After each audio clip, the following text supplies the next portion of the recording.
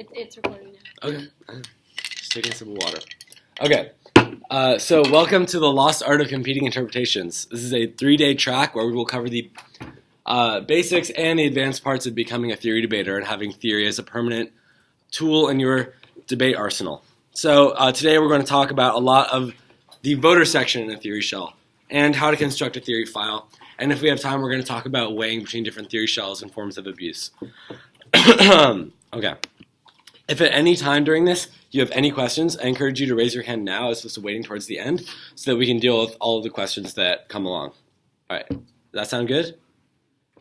That being said, I have 3 overarching things to consider when we talk about construction of theory file and voter sections. So the first thing is that I think it's important to think about theory casually. Oftentimes people get tripped up when they're trying to think of theory arguments and they can't generate these arguments because of the fact that they're so used to hearing it as such a debate-specific format that they try to push things into the debate format before they just think about them logically. So my suggestion is if you find yourself at this point where you're unable to generate arguments because you're just trying to think of what to say in debate, go a step back further. Think about intuitively how you think about this theory shell or a certain thing on the voter section, and then just describe your intuitive thought and then find a way to push that into the debate argument. Okay, the second thing is that if you want to become a theory debater, it is useful to think about lots of different scenarios. Something you don't want to happen, which will inevitably will happen, is some entirely new theory shell or norm that is being discussed that you have no idea about and you have never thought about. That's the highest scenario for you losing, right? Obviously, you should be able to think of arguments off the top of your head, even if it's something you haven't heard before. But the point is, spend some time talking with a debate friend about different norms and your thoughts on them. That's a way to get practice doing theory debates without having actually done the theory debates. So all of the common shells you want to have thought about, have an opinion about them, and also think about strategic things that you could bring to the table when you're having those discussions. Okay, and then the third and final thing is that when you're constructing your theory file, you should be, this is paradoxical, but you should be constructing your theory file with the end goal of not ever wanting to use your theory file. The reason for this is that in the process of writing a theory file, you're going to learn a lot about all the different kinds of things you're writing about. Having to write these shells is going to force you to learn about all of the different issues you're writing about. Having to write about the voter section issues like reasonability, competing interps is going to make you an expert on those things. So after you have done the process of writing, your theory file should be useless to you. You should never be looking back into your round in a round to find your reason why competing interps was good. You should know it so well that you have it memorized or at least ready to go so you can say it off the top of your head. Additionally, you should know all of the arguments you're making so well because they seem so logical and intuitive and you've thought about them so much that you can just make them in a round without having to refer back to the file. So even though I had written 100 theory shells, I extempt almost every one that I read last year because to me the arguments, since I had already spent so much time writing them and working on the shells, were already in my mind, so I didn't need to look at them. One additional note is that I think writing a theory file can also be combined with drills, which will really help you internalize a lot of the arguments that you're making. So what I did when I constructed my theory file is that I would take I had a list of shells to write, and then I would take 4 from the list and give myself 2 minutes of prep, and then write out the standards for each of them, and then I would give myself 3 minutes to extempt the 4 shells, and then I would just keep doing it until I thought I did a good job, and then I would write the shells. So that's a good way to make sure that you're able to think on your feet with theory, because the thing is that no matter how comprehensive your theory file is, there will probably be situations in which you're debating someone who reads a shell that you've never heard before, in which case you won't be able to use your theory file. So that also means do not collaborate on your theory file with anyone. Don't take things that your team has written before. Don't take things you found on Circuit Debater, because going through the process of writing it yourself is super important. Start from scratch. And also, that includes past theory files that you yourself have written. I wrote a new theory file every summer because my knowledge of debate had updated so much that the old one became almost useless to me. I looked at the analytics I wrote and I was like, God, how could I write such terrible arguments, things like that. So as you improve, write new theory files that demonstrate your updated debate intelligence. I have to ask again, is Sekou here? Nope. All right. Cool. So do you want to start with talking about competing interps? Yeah, sure. So the first paradigm issue we're going to talk about is competing interpretations. which for those of you who are not familiar with it, means just using an offense-defense paradigm to evaluate the theory debate. So in order to win theory, you have to prove that your counter-interpretation is actively preferable to the interpretation, rather than that like you were sufficiently fair. So there are a couple of things that are important to think about in terms of competing interpretation. The first one is if competing interpretation cares about norm setting more, or in-round abuse. So under the norm setting model, the function of theory is to determine whether or not the practice that you justify is good for a debate in general, because the norm that you establish with the interpretation is one that can define future debate rounds. So the most common argument that people make for this is claims about how theory debates have set norms in the past. For example, how people used to read lots of a prioris and nibs, or no one used to disclose, but now, as a result of theory, people follow these norms. The flip side, people will say that in-round abuse is the only thing that matters, which means it's just a question of if you did something that skewed your opponent's ability to win or skewed your capacity to have an educational discussion, regardless of the effect that voting on the theory shell would have on future rounds. The main argument for this is just some sort of jurisdictional claim, which says that it is the judge's obligation to determine who won the round, and that they don't have the capacity to just set future norms because that's beyond what their particular obligations are. So can I just ask, can anyone think of an example where this distinction is going to become helpful in terms of weighing on either side? I know that one I always thought about was on RVI's good-bad debates, right? There's always an RVI's good argument that says that it deters frivolous theory in the long run, right? And then there's also always an RVI's bad argument that says if you collapse around into an RVI, we're not going to get any substantive education because I can't kick the theory shell, right?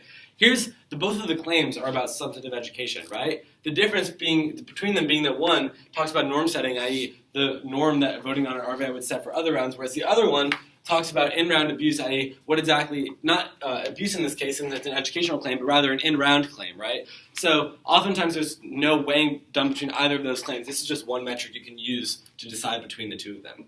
I also think one interesting thought is that potentially education arguments seem to rely on a norm-setting model, not an in-round abuse model. Because if it's the case that the judge does not have the jurisdiction to promote these sort of long-term impacts that occur outside of the round, it doesn't necessarily seem to be the case that voting on theory would rectify any sort of loss of education. So I think that's a sort of nuanced sort of argument you can utilize to do weighing as to why fairness would come first. Wait, what was that? I didn't catch that. Oh, sure. So it seems like education voters are contingent on the norm-setting model of debate because, voting on theory in a particular round might, rectify abuse on fairness because you'd go up to a higher level in which there isn't this sort of skew. But it's not as if voting on the theory shell in a particular round is able to rectify the loss of education. Because that seems like a more long-term thing where you say that if people are deterred from doing this particular strategy, debate rounds become more educational. But if norm setting is false, it seems like those sorts of educational impacts, you have much lower strength of link access to them. Yeah, if you vote on theory, then you can construct an argument for why voting on theory rectifies the fairness loss, but it's not like you can go back in time and make sure that we learned more, right? So it seems like your education claim has to rely on something about future rounds getting more education because of this theory shell. Any questions about any of that? Cool. So the next issue on competing interpretations is whether or not you need an explicit counterinterpretation. So people will take different stances. I know some judges believe you don't need an explicit counterinterpretation because it'll often be explicit what you defend, or it'll be implicit what your counterinterpretation would be. But a lot of people think that you need an explicit counterinterpretation because it's about specific comparison of what your rule would be for debate. And if you don't have a counterinterpretation, you don't have an alternate rule. So this is something to think about if you're reading competing interpretations. Because if your opponent does not read a counterinterpretation and they just read defense to your standards or even offense to your standards, you can claim that they automatically lose under competing interpretations because they don't have a distinct rule. Because competing interpretation says you're comparing the interp on the counterinterp. And then if you don't have a counterinterp, that kind of comparison is not possible. I think you can also make the claim, I know there's a norm now where people say the counterinterp is just the converse of the interp. This doesn't make sense sentence-wise. There is no converse of the interp. It could potentially mean I am not allowed to do what you said that I have to, or like, let's say like debaters may not read a plan. The converse could be debaters may read plans or debaters must read plans. It's pretty ambiguous what the norm is. So you could say under competing interpretations, they can't generate offense because they don't have a clear counter rule. The last thing is the debate of spirit versus text. So spirit of the interpretation says that we care about what the general gist of the shell is, like the point of the abuse story. So that means generally you'll be referring to the standards level, which kind of clarifies what the justification is behind the shell. So an example, and then text first means that we determine like what the interpretation says based on just exactly the wording of the inter. So a couple of situations in which this will become relevant. The first one is like people will often have really sketchy I needs to theory.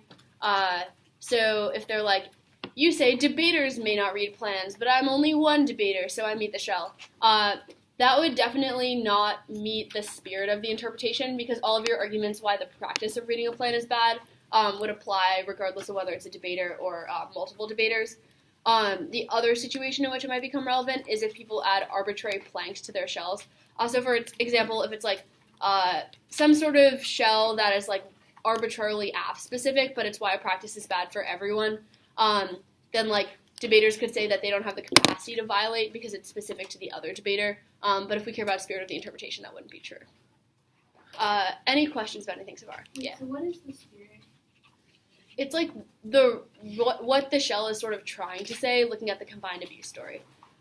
So like you look at the standards level analysis. So like if you worded an interpretation sort of weirdly, where you're like debaters, or like if you say like debaters may not read a pic, and then your opponent's like you don't define what a pic means, which means that you can't vote on the shell. Like a pic could be a picture. I didn't read a picture. You'd say look at the spirit of the interpretation. Because like the standards level would say that it's bad when someone reads a counterplan that steals most of the AF ground, and like the counterplan is only like doing a small subset of the AF. So you'd be like obviously looking at the standards level arguments on the theory shell. It's clear that a pic is defined as this sort of counterplan that moots a lot of the AF.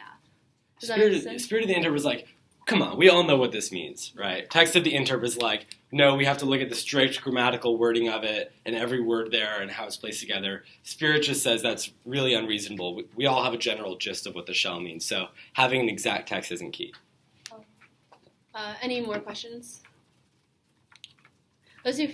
Is it okay to make these arguments in your second speech? Like if you read theory in the 1AR, is it okay to make this argument in the 2AR if you make this semantic in the 2NR, or do you have to make that early on? Yeah, I never would read like spirit versus text in the initial speech when I introduced the theory shell. Yeah, neither would I. Yeah. I think also judges like don't like really blippy, ridiculous I meets. So like if you go for spirit over text in the 2AR, they're probably going to err your way. I'm just curious, so can we get a poll of the room? Who sides more on the like norm setting model? Okay, 4, 5, 6. Okay, more people raising their hands now. Yeah, it's like half of everyone. What about the in-round abuse model? Okay, what about I don't know? Alright. We seem to fall slightly more on the norm setting model. Interesting. Alright, who thinks competing interps requires an explicit counter-interp? Yeah, I agree. Okay. What about spirit of the interp? Any diehards believe in text of the interp? All right. Cool. I'm just curious about any of that. Anyway, so now we're going to talk about reasonability. Who can give me like a working definition of reasonability?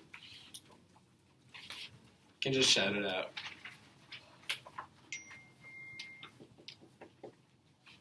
Like whether the person who was going against theory like was fair or educational enough for their own to function like well. Okay, perhaps. Anyone agree or disagree with that? Yeah, kind of like if you win sufficient defense on the shell, then the shell goes away. Okay, so contrast that to competing interpretations for me. Competing interps would say that you have to win some amount of offense or have like terminal defense, I guess. But reasonability would be like if you significantly mitigate their offense, then you can't vote off of it. Okay. That's one way of thinking about reasonability. If you win a sufficient amount of defense, then the shell goes away. Anyone have any other thoughts? Okay, I definitely do think that's like one subset of reasonability, right? These claims about putting defense on theory. I don't think that's all that reasonability is constrained by. Yep. It's sort of a gut check for the judge. So, like, allows the judge to sort of look at the round and see whether or not it seems fair. Yeah, that's another way of looking at theory, perhaps in distinction to that, right? Because it's not all about placing defense. It's about allowing the judge to choose, right? Or if you meet a certain bright line, then the shell should go away. Okay, what does that mean? Like, you justify that they have to win that there is structural abuse, not just substantive abuse. And if they don't win that there is structural abuse, then the shell doesn't matter. Okay. So, yeah, that's an example of a bright line. But what do we mean when we say bright line? Yeah. It's kind of like a threshold to see whether a particular action was like reasonable. Perfect. Yeah, that's exactly it. A bright line is just a metric by which we determine whether a theory shell is reasonable or unreasonable. That's it. So we have different metrics. One metric might be if you win a sufficient amount of defense to the abuse story on the standard, then it's an unreasonable theory shell. Or rather, what you did was reasonable and round. Or if the judge gut checks and they think that the theory shell is ridiculous and that it's unreasonable, that's another bright line, right? They're just different ways of defining the question, what is reasonable? But the core distinction between competing interps and reasonability is that reasonability is going to say it doesn't matter if your interp is maximally preferable. All that matters is that is whether it's reasonable, right? So the obvious case here, distinguishing the two being like a theory shell that involves changing your font size from like 11 to 12, right? Competing interps would say it's fine to vote on that shell if 12 is better than 11. Reasonability says even if that's a slightly better norm, it's still unreasonable as a theory shell, and having 11 is reasonable, right? It didn't cause any significant abuse. The judge knows it's ridiculous. We all know this is a silly theory shell, and that should be enough, right? So reasonability is like a way of turning defense onto theory into offense onto theory. Okay, any other questions about reasonability? We're talking about some bright lines. All right, so we already named a few bright lines. One was gut check, which just says that you should allow the judge to evaluate it how they please. What are some other ways of adjudicating whether something is reasonable or unreasonable? You can think of like if you hit a plan F, spikes people often have in the underview about theory. Yeah. Like disclosure. Yeah, so maybe if like your advocacy is disclosed, then it's reasonable because you could have expected them to do prep, things like that. I'll throw another one up there, like having a solvency advocate. People say this all the time against counterplan theory. It's reasonable because it was in the literature. Another one that was hinted at was structural abuse versus substantive abuse. This, I think, for me, goes up there with like most misused terms in debate. Who can tell me what structural abuse is? Anyone? No? Sorry, if that was a little intimidating, me saying I thought it was misused a lot. Can we just get like one definition that people have heard of structural abuse? Yeah. Well, like when one side has like less ways to access the ballot than another. Less ways to access the ballot. Okay, I think that's getting there. Anyone want to refine that at all? Have any other thoughts on it? Seems like the style of the argument, not what the argument actually states. Can you mean so you're saying structural abuse is about the style of the argument? Yeah. Can you give me an example? For example, a plan has a certain part, self-advocate, and guarantee, all that stuff, and that's okay versus what the plan actually says. All right, maybe. That's possible. I think usually what people are getting at, that certainly is a distinction between types of arguments. What I think people are usually getting at, or what they should be getting at when they're talking about structural abuse versus substantive abuse, is that structural abuse is a violation of fairness that involves an alteration of burden structures, whereas substantive abuse talks about how your access to the ballot has just been made more difficult. Okay, I'm going to give an example to try to demonstrate the difference between these two. So let's say you read a theory shell that said that you must have a solvency advocate. And the reason you should have a solvency advocate is because I can't predict the counterplan if there's no solvency advocate, which means it's harder for me to answer. If you're winning a claim like this that it's harder for you to answer, it goes under substantive abuse. the reason why it goes under that for this specifically is because there was nothing about your burden structure that's been altered here. You still have to do the same thing, answer the counterplan. Nothing has changed fundamentally about your job in the 1AR because they didn't have a solvency advocate. However, you are making a claim that your job is still harder because you couldn't predict it. On the other hand, for structural abuse, they're saying not just has my job gotten harder, but the fundamental way in which I'm going about trying to win this round has now changed, right?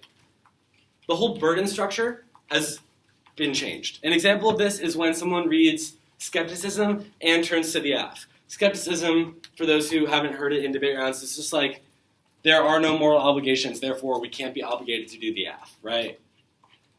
So this is obviously unturnable because how can the AF, if the AF proves that morality exists, they don't automatically win, right? They still have to prove that the AF is a good idea. So in this case, there's structural abuse because not just have they made the 1AR difficult, but they've also altered the burden structures. Now, instead of just having to prove that the AF is a good idea, the 1AR needs to prove A, that the AF is a good idea, and B, that morality exists, right? This is structural abuse because it increases the amount of burdens you have. Yeah. So how do you, explain that in round? So I think there's an excellent article written about this on premierdebate.com, whatever, called Structural Substantive Fairness. It's Substantive/Structural Fairness by Bob Overy. Okay, yeah. I thought that was a pretty good article. It explains the difference very intuitively. It talks about examples, how we might think of substantive abuse actually as not, this is, I think, in my mind, a very plausible view. Substantive abuse isn't even actually a voter, because it's just part of being the better debater. Like, if you write a hard-to-predict counterplan, then you are a good debater for doing that. Things like that. I disagree. I don't think that this is that plausible. I think that the structure, so people will say, a conditional counterplan is structural abuse. It is. Well, I don't know. We had a debate about this in lab. I'm not sure if a conditional counterplan is structural abuse, because it seems like in certain situations where, the AF is pretty generic, proving the AF is a good idea can deal with both the counterplan and the status quo. But, plausibly, under the structural abuse model, an AF that specifies one person would be fair ground. On the HET topic, where you're John can't use human enhancement technology. Because it's about the qualitative access you have to arguments that would turn the AF, not a structural disadvantage. But it seems plausible to me that, a conditional counterplan on this topic that talks about some sort of, huge issue in the topic literature, the use of reprogenetics, would be much, much more fair than an AF that specifies one person.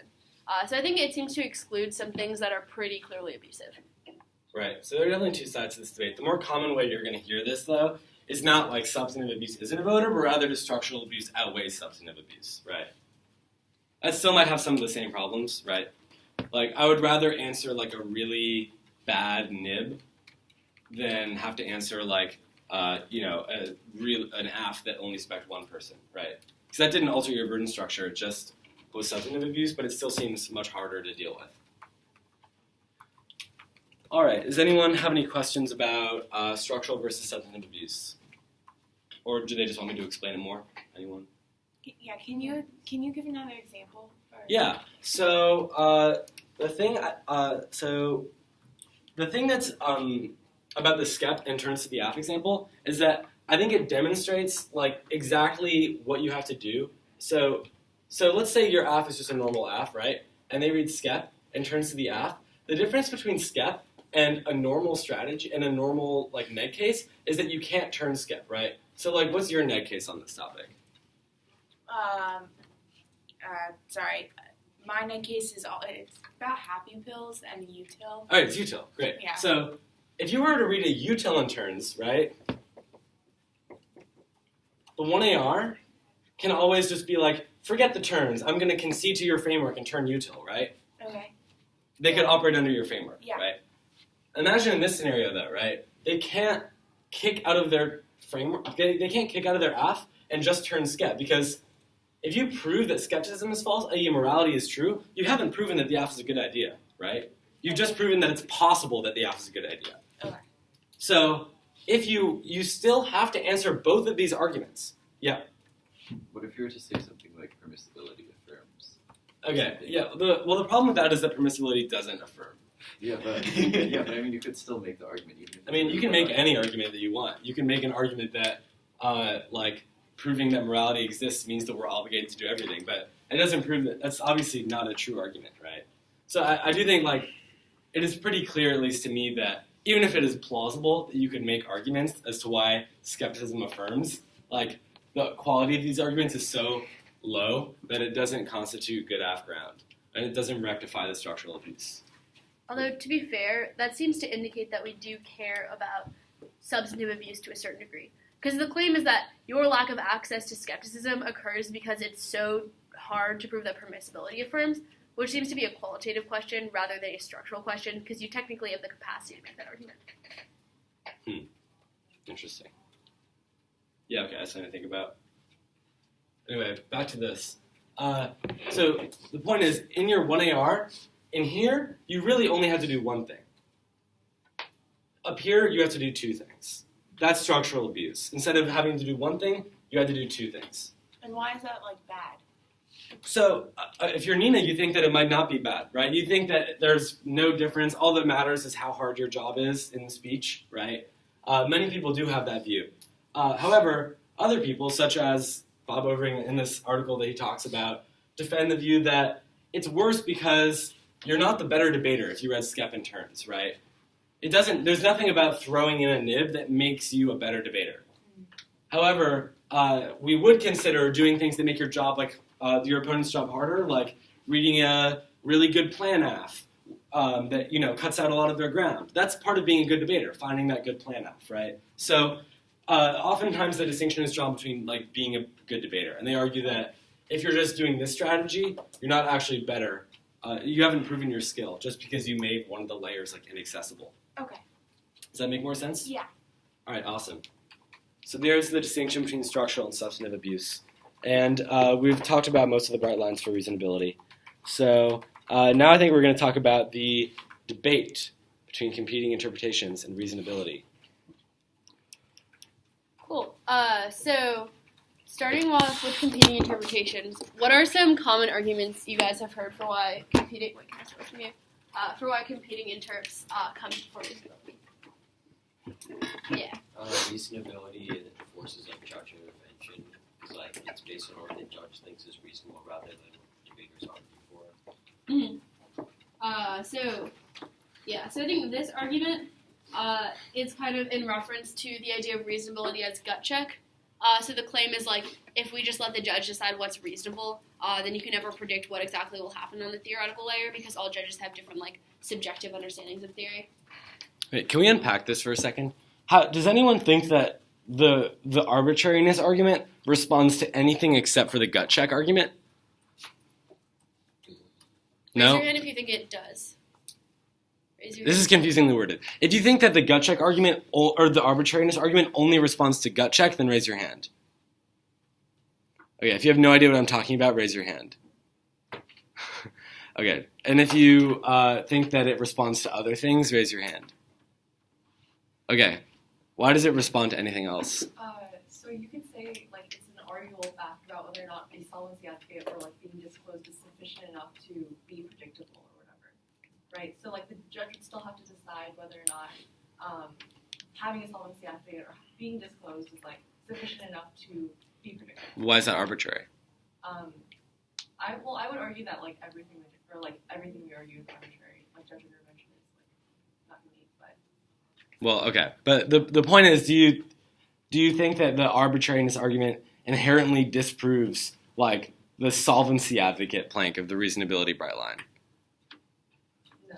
Okay, so I don't understand then why every time I see someone warrant competing interpretations, they justify it just in terms of arbitrariness, when it seems like that only responds to gut check, and I, like, have almost never seen people go for, like, gut check reasonability. It seems like most of the time they're going for, like, reasonability structural abuse or, like, reasonability disclosure or solvency advocate. Like, it's very rare that someone is like, reasonability with a bright line of you decide, right? But it seems like the arbitrariness argument is only designed to answer that. So something to consider if that's, like, what you've read in your competing interps block all the time, if that's really the most efficient use of your time. Any other ones you guys have heard? Yeah. Reasonability is a race to the bottom. Uh-huh. So what's this argument say? So rather than trying to find, like, the best type of debate, instead we see what is, like, the most efficient type of debate. Or, like, Yeah. I think that's part of the argument. Does anyone want to add? Yeah. Well, like, debaters will kind of be incentivized to read more and more of these positions and then just call it reasonable from like their own right line. Yeah. So I think there's like a couple of claims behind this. The first one is that if you have a bright line, people would try to be as abusive as possible in order to meet the bright line. And over time, the bright line will keep being pushed down to like say what we perceive as a reasonable amount of abuse, which leads to this sort of race to the bottom in theory norms. The other component is that people will just be abusive and pick a bright line that they meet in order to avoid hitting theory. I think the potential problem with this argument is that it doesn't, if you have some sort of bright line like structural versus substantive abuse, it doesn't seem like that's the kind of thing that will be pushed down over time because like structural abuse is like a set definition. And it doesn't seem to be a problem if you're being as abusive as you possibly can underneath a structural abuse v. substantive abuse bright line, because your bright line would say that it's always okay to be substantive, that like substantive abuse isn't even a problem at all. So it doesn't matter how substantively abusive you are if your bright line says we don't care about it. Does that make sense to everyone? I do think one possible way of reformulating this, instead of like you're always going to be pushing the bar lower, is just if you're trying to do nuanced warrant comparison between competing interps and reasonability, find examples of ways debaters could exploit their reasonability bright line, right? Yeah. So if their bright line is just disclosure, talk about how people are, which they do, by the way, like disclose like 1,000 fake plan texts on their wiki just so that they can like meet disclosure theory, but then it never allows any preparation to happen, things like that, right? Yeah. Yeah, or like, if someone discloses an app that's 6 minutes of a prioris, is it then fair? Like, probably not. Cool. Any other ones people have heard? Yeah. Competing interps collapses, reasonability collapses to competing interps because we use competing interpretations of what theory should look like to decide. Yeah. So the argument here is just the claim that, like, when we are evaluating the debate between competing interps and reasonability, we are using like an offense-defense paradigm in order to determine which is the best sort of norm for debate. So in this way, the debate between reasonability and competing interpretations sort of mirrors a debate between the interp and the counter-interp underneath a competing interpretations model. Because both of you are reading offense for why you have a preferable model for debate, and the person who has more comparative offense would win that we should use their bright line. Hi, Sekou. So the claim is that because we inherently use like this sort of offense-defense model to evaluate the reasonability versus competing interps debate, that sort of concedes that using an offense-defense paradigm is what makes the most sense for theory, which means that we should also use competing interpretations to evaluate the debate between the interp and the counter-interp. Does anyone think this is a good argument? Yeah. One. Does anyone think this is a bad argument? Arlo, why do you think it's a bad argument? Because like offense, like the idea of an offense-defense paradigm to determine, like that's just every debate. That basically every debate devolves to whether or not that would be a good like way to evaluate the theory debate. So it's same for competing interps. Like you still need offensive reasons for why you should prefer competing interps. Like it doesn't really make sense to say that use offense-defense paradigm because you'd still just be debating over which bright line would be best. To play devil's advocate, though, if you're justifying competing interpretations or an offense-defense paradigm on theory in using a kind of like offense-defense metric, right, there's no inconsistency between those two, right? You're arguing some more specific version of the broader thing, right? Yeah. The argument claims if you're justifying reasonability from offense-defense, there's an inconsistency in what you've justified based on the model you started with. Yeah, but I just don't see how that's true. If the argument is functionally that you can meet a certain bright line and you don't have to be offensively better in your interpretation, then I don't see how like the conflation of the two takes out reasons for why reasonability would be good. Yeah, well, that's definitely also true to an extent. Because I think one of the most plausible objections to this argument is that just because you justify a reasonability bright line with an offense-defense paradigm doesn't mean that that reasonability bright line only like has to somehow succumb to the larger offense-defense model, right? It could be that we use offense-defense to arrive at the conclusion that reasonability is good, and then we can just stick with that conclusion. There's no reason that just because you justified it using offense-defense means that that's the only thing that matters on the theory debate. Mm-hmm. Well, any other arguments people have heard?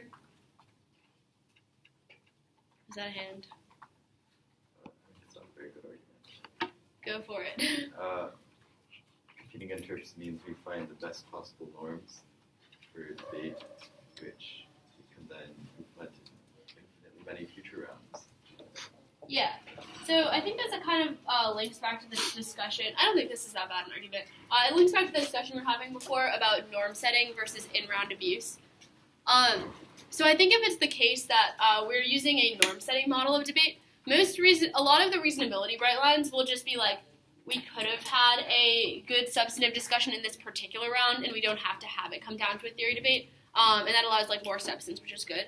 But your claim is like, if we set the best norms on theory, then that will outweigh on longevity because we'll have like more fair and educational debates in the future. The problem is that I think this argument potentially begs the question, if we are defining what it means for something to be a good norm and potentially something just like is unnecessary in order to make a round fair or educational, then it doesn't, this like argument seems to be presupposing competing interpretations when it's making claims about what the best norms are. Any other arguments? Yeah. I don't know the warrant for the argument, but it sounds like reasonably self-serving. Yeah. That's a particularly good argument. No, I think that makes sense. It's similar to the race to the bottom argument. The claim is just like people will be super unfair and then justify a reasonability bright line in order to like prove that they were fair even if they were super abusive. I think the obvious response to this though is that if people justify a bright line that is bad, you can just like contest their bright line and say that it's a bad bright line and propose an alternate one. Yeah, I have an argument in favor of competing interpretations that I don't think I've ever heard anyone read in a debate round, but I think it's super smart. You read it in debate rounds. No, I never did. Really? No. So this argument says that, so who here is familiar with the distinction between act utilitarianism and rule utilitarianism? Just Andrew. Andrew, would you care to describe it briefly? Okay, act util says you judge whether an action is good by its, like, whether it have good consequences, and rule util says that you decide whether an action is good based on a set of rules that, if we were to follow those rules, would have the best consequences, and so then we act based upon those rules. Yeah, exactly. Act util says that an action is good if that action maximizes happiness. Rule util says an action is good if it conforms with a rule and that rule maximizes happiness. So it seems to me very plausibly that the distinction between competing interpretations and reasonability maps exactly onto this. You can think of competing interpretations like an act util claim that says that when we're deciding each individual theory shell, we should decide whether that theory shell maximizes fairness or education, right? Whereas reasonability is saying, instead of looking at the specific merits of the shell, we decide whether it is consistent with a reasonability rule, and that reasonability rule, if followed, will produce fairness and education. Does that make sense? So we're testing whether it's consistent with a rule under reasonability. So I think it would be smart if people just made the common arguments against rule util, or why rule util devolves to act util, as a justification for competing interps. For example, if you were responding to reasonability, you could be like, instead, we should use your reasonability paradigm, but with the one exception of the theory shell in which I'm reading. This solves 100% of your offense. For every single shell in debate, we will use your reasonability paradigm, except for my one shell, and then we're going to use competing interpretations for that. This is the same objection people make to rule util, right? They say, rule util would establish a rule that lying is bad, right? But what if you could just change the rule to be lying is bad, except in this one case where it's good? How is it abusive? Well, like, I mean, doesn't that take away, like, never mind. I guess it's not, but It seems wrong to you? it seems a little bit wrong, yeah. All right, I get that. I think the intuitive problem to me, and I think this is a really smart argument, potentially might be like, so have you guys heard someone will read like plan's bad and people will be counterinterpretation debaters may only read my plan? Yeah. So like I think that this might potentially be problematic for the same reason that that's problematic. Like if every debater is just like counterinterpretation, no plans except my plan, and then they generate offense based on things like limits, and they're like, well, only my plan exists, which solves for your offense. It doesn't seem like that's like actually the norm that's followed. It just has this sort of like plans are like everyone gets to say no plans except for my plan, so they're like an infinite number of exceptions, which leads to the same sort of problem as like the initial shell that says plans are bad. So here it seems like everyone would just say, use reasonability in every instance except for my shell. But then we would just make a ton of exceptions, so it would basically just devolve to using competing interpretations. That's the entire point, though. Reasonability does devolve into competing interpretations because you can always carve out exceptions for when it's going to be best for debate. Yeah. Right? That's at least how you want to be framing the argument. You can always find an exception for reasonability and then add more exceptions and more exceptions until sooner or later your bright line is just going to be whatever is best for debate. Yeah, but I think that's why the argument doesn't make sense if it's just like use reasonability in every instance except for with my No, yeah, purpose. I should have said just then, but you need to go the extra step of saying that proves that in the same way that it proves that rule util collapses to act util, because we would just end up with a rule that says, never lie unless it maximizes happiness, which is just what act util is, right? Then in the same way, reasonability is going to arrive at the rule, always use reasonability unless the shell is good, or the shell produces fairness in education, in which case that's just competing interps. Anyway, that's one argument that I think people should start making. It's interesting. At least if you want to throw your opponent off, like the people who just have read reasonability all the time, they're not going to exactly know how to respond to it. So I think this gives you a bit of an edge. Yeah. The one last argument I think that people should make that they don't make before we move on is just to weigh the offense on your standard against their arguments for the reasonability right line. Because if it is the case that your offense on your interpretation is really significant and more significant than the offense on their bright line, then it would be bad that their bright line is excluding your interpretation. And it's more significant that you'd be using a bright line that would exclude you from reading a theory shell that has all the offense that you've generated. And so that's a good comparative argument that you can end up making. Any questions about any of this? Because this was a lot of stuff. Yeah. So would it be offensive because they would preclude you from reading the theory shell and there's value in reading the theory shell? Well, so a reasonability bright line, if they're making a good argument, would say that you don't have access to your shell because they've been sufficiently reasonable. If you have a ton of offense on your shell, linking back to fairness in education, and your shell would not be something that people can read under the reasonability bright line, all of the reasons your shell is good is a reason their bright line is bad because they would preclude you from reading that shell. If someone reads a plan that specifies one person and you have all of this ground offense, education offense, etc., that they concede and they just read a reasonability bright line, you could leverage all of that offense about why your interpretation is super, super good for debate and say that their reasonability bright line would exclude shells like yours. So you should be able to weigh it. Any other questions? Let's do fist to 5 on arguments for competing interps.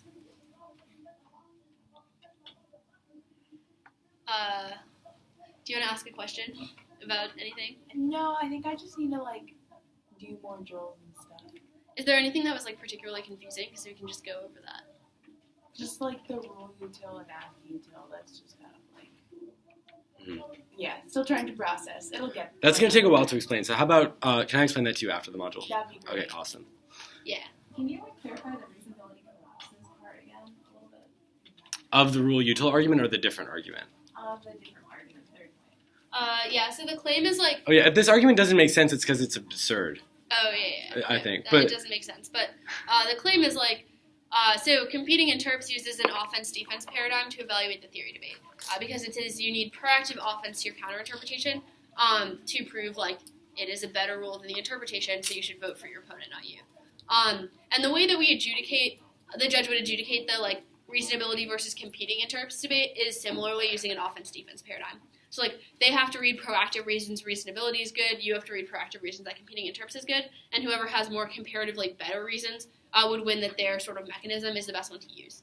But if that's the case, it seems to be that we would use an offense-defense paradigm to evaluate the debate between reasonability and competing interps, which sees that offense-defense is what makes sense for evaluating the theory debate in general. Oh, so it assumes that once they have to defend reasonability, that automatically feeds into the idea that offense-defense is a good idea, which justifies competing interpretation? Yeah. That's it. Yeah, did you ever... What is offense-defense paradigm? Offense-defense paradigm means that, you need proactive reasons why your thing is a better idea than your opponent's in order to win. So like this is how we evaluate most debates. So like your opponent will have your opponent has reasons that it's offensively good to affirm the resolution. You have reasons that it's offensively good to negate the resolution. And whoever has like comparatively better offense will win the round. So things like mitigatory defense, where you're like, we're not sure that the AF is a good idea, is not a sufficient reason to vote for you. You have to have reasons that like negating is proactively better. So the same thing would apply under a competing interps model with theory. So it's not enough to say like, I was fair enough, because that's the comparison of being the comparative, or like that would be the same as saying like, we're not sure that the AF is a good idea. Instead, you have to be like, my counter-interpretation is proactively better.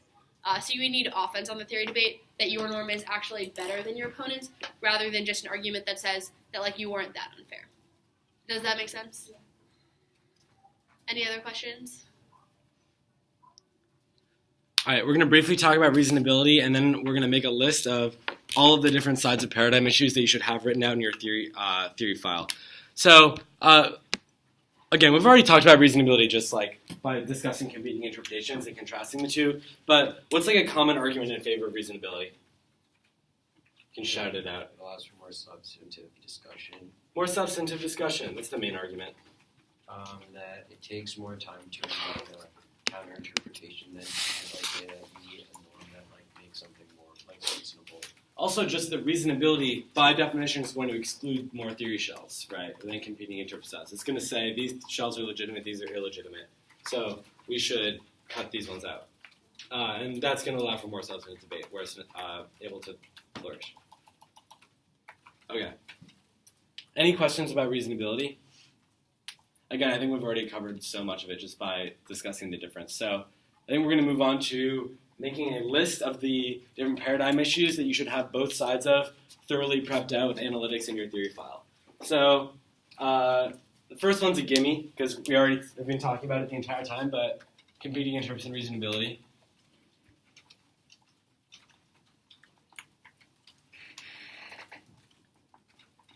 So when we say that these things should be in your theory file, what we mean by this is that you should have arguments in favor of both sides, and then you should also have responses to the common arguments on the other side. So like in your competing interps file, you want to have blocks to arguments about how there's more substantive discussion or how it discourages frivolous theory, stuff like that. Mm-hmm. And again, the point of this is not that at the end you're going to like go back in a round and be like, quick, what's my number 4 argument against the substantive education warrant for reasonability? It's that by doing this, it's like almost its own form of drill, right? Where writing out all these arguments is going to force you to think about the theory debate from every single possible angle. So you're never going to be caught off guard in a debate. All right, other paradigm issues. Come on. RVS good, bad. Okay, more. You can shut them out. Drop the argument / drop the debater. I also heard text versus spirit. Yes, definitely should have that. Reasons why text the interpretation is best, because the text is all we have, or spirit, because text is unreasonable, stuff like that. More. Norm setting versus in-round. Norm setting and round abuse.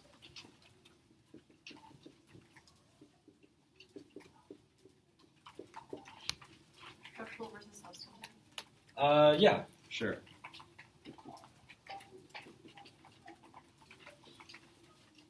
Just think of all the paradigm issues people read on theory. Yeah, we're missing one large one. Yeah, fairness, education, voters, not voters. How about both sides? Right? 5 reasons why fairness is not a voter. And these shouldn't just be weighing arguments for why education comes first. They should be proactive reasons why the judge should not include fairness. Yeah, but you also would want weighing between fairness and education. Oh yeah, that's another thing. So fairness outweighs education. Education outweighs fairness. Let's see, there's got to be more. Got to be at least 5 more. This is a really important one, and if you do this, it will help you. I'm going to say at least 5 rounds. You'll find it ridiculously helpful. Write out arguments for why it's harder to negate and for why it's harder to affirm, especially reasons why it's harder to negate. And it's possible. In my theory file, I have 17 reasons it's harder to negate. Because every time you hit a tricks debater who has a really long underview, you want to turn side bias. Because a lot of the internal links for their spikes will rely on the idea that it's harder to affirm. Meta theory. Yes. Meta theory, good, bad. Also, like, meta theory comes first. Slash Yeah, I think it's first. included under, kind of good / or first. Does anyone not know what meta theory is? Yeah, so meta theory is just a theory shell about a theory shell. So it's where the violation of your theory shell is another theory shell. So things like, Are you laughing about meta theory? What's so funny about meta theory? It's what? It's really nuanced, like really specific. Oh, yeah, I did, yeah. That is funny. All right. Anything else? One error theory, good, bad. I mean, one error, two in our theory. Sure, so like late speech theory, good, bad. That almost seems like it could be bracketed under the meta theory issue, but I agree. What about like T outweighs theory, theory outweighs T?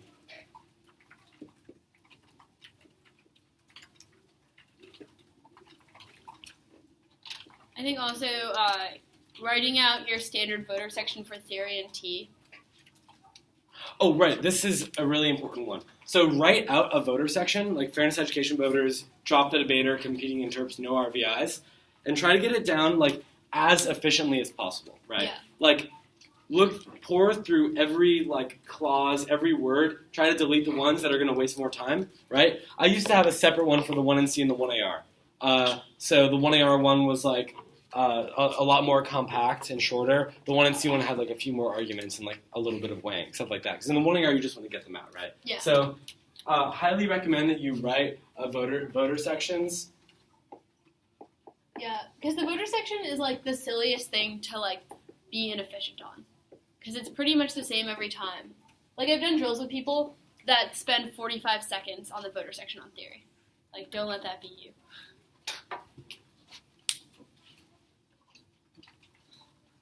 All right, 10:57. Looks like we're out of time. Tomorrow, we are going to cover the 10 or 11 ways to weigh between different theory standards that we came up with. No, we didn't come up with them. We compiled a list. We're also going to talk about how to win the theory VK comparison on the theory side. Yeah, and we'll be up here, so if you guys have any questions about anything, feel free to just come up. Yeah, absolutely. Or at Socrates Hours. Yeah. Also, don't forget that the picture is now, so we have to go to it. Yes. Oh. Can you just